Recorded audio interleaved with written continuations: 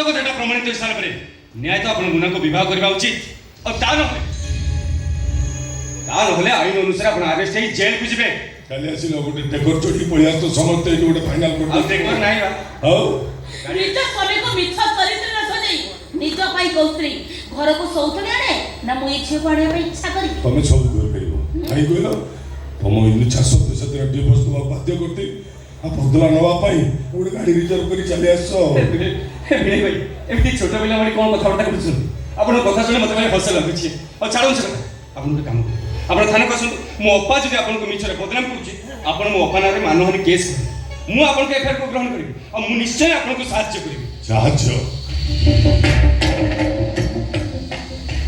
ମୋତେ କାହା ସାହାଯ୍ୟ ଆବଶ୍ୟକ ନାହିଁ। ମୋ ମିତ୍ର ପଟ୍ଟନାୟକ ମୋ ସୁରକ୍ଷା ମୁଁ ବେଶ ଭଲ ଭାବେ ନେଇପାରିବି।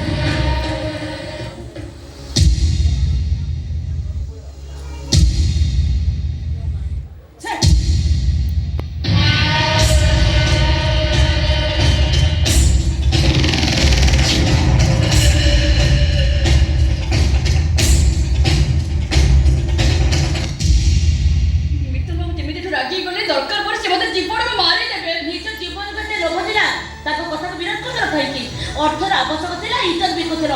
ଆଜି ଯେମିତି ଅର୍ଥ ନେଇଥାନ୍ତେ ତମ ଗର୍ବ ନଷ୍ଟ କରିବା ପାଇଁ, ଏଥିରେ ଅସୁବିଧା କ'ଣ ଥିଲା? ମୁଁ ଇଚ୍ଛା କରି କିଛି କରିନି ମ୍ୟାଡାମ। ଯାହା ହେଇଛି ମୋ ଅନିଚ୍ଛା ସତ୍ତ୍ୱେ ହେଇଛି। ମୋ ଭାଇର ଅପରେସନ ପାଇଁ 3-4 ଲକ୍ଷ ଟଙ୍କା ଦରକାର ଥିଲା। ସେ ଟଙ୍କା ପାଇଁ ମୁଁ ମିତ୍ର ବାବୁଙ୍କୁ ଯାଇଥିଲି। ମୋତେ ସେ ଟଙ୍କା ବଦଳରେ ଜୋର କରି ମୋ ଇଜ୍ଜତ ନେଇଥିଲେ। ମୋତେ ଧମକ ଦେଇଥିଲେ ଏକଥା ମୁଁ ଯୋଉଠି ବି ପ୍ରକାଶ କରିବି ସେ ଜୀବନ ମୋ ଭାଇକୁ ମାରିଦେବେ। ସେଇ ଭୟରେ ମୁଁ ଏକଥା କୋଉଠି ବି ପ୍ରକାଶ କରିପାରୁନଥିଲି। ଭାବିଥିଲି ତାଙ୍କ ପାଖରେ ଶଙ୍ଖା ସିନ୍ଦୁର ପାଇଁ ଅଳି କରିବି, ତାପରେ କେବେ କୋଉଦିନ ଆତ୍ମହତ୍ୟା କରି ମରିଯିବି। ଆଜି ମୁଁ ଡାକ୍ତର ପାଖକୁ ଯାଇଥିଲି, ସେଠି ମୁଁ ଜାଣିବାକୁ ପାଇଲି ମୁଁ ଗର୍ଭବତୀ। ମୋର ମରିବାକୁ ଇଚ୍ଛା ଥିଲେ ବି ମୋର ବଞ୍ଚିବାକୁ ଭାରି ଲୋଭ ହଉଛି। ତମେ ବଞ୍ଚିବ, ତମ ଗର୍ଭ ବି ସୁରକ୍ଷା ପାଉ, ଏହା ମଧ୍ୟ ମୋର ଇଚ୍ଛା। ଦରକାର ପଡ଼ିଲେ ନା ମୁଁ ମୋ ଶଙ୍ଖା ସିନ୍ଦୁରକୁ ତମ ସହ ଭାଗ ବସେଇଦେବି। ଆଉ ଶୁଣ, ଆଜିଠାରୁ ତମେ କି ତମ ଭାଇ ଆମ ଫାର୍ମ ହାଉସରେ କାମ କରିବନି। ତମ ଚଳିବା ବ୍ୟବସ୍ଥା ମୁଁ ଅନ୍ୟ ବାଟରେ କରିଦେବି। ମଳେ ଇଏ ଝିଅର ସୁରକ୍ଷା ଦାୟିତ୍ୱ ଆଜିଠାରୁ ମୁଁ ତତେ ଦେଲି। ତାର ଯେମିତି କିଛି ବି ଅସୁବିଧା ନ ହୁଏ। ହଁ ଶୁଣ, ତାକୁ ଭଲରେ ଗଲେ ନେଇ ତାପରେ ଛାଡ଼ିଦେବୁ। ମୁଁ ଏଥର ଆସୁଛି।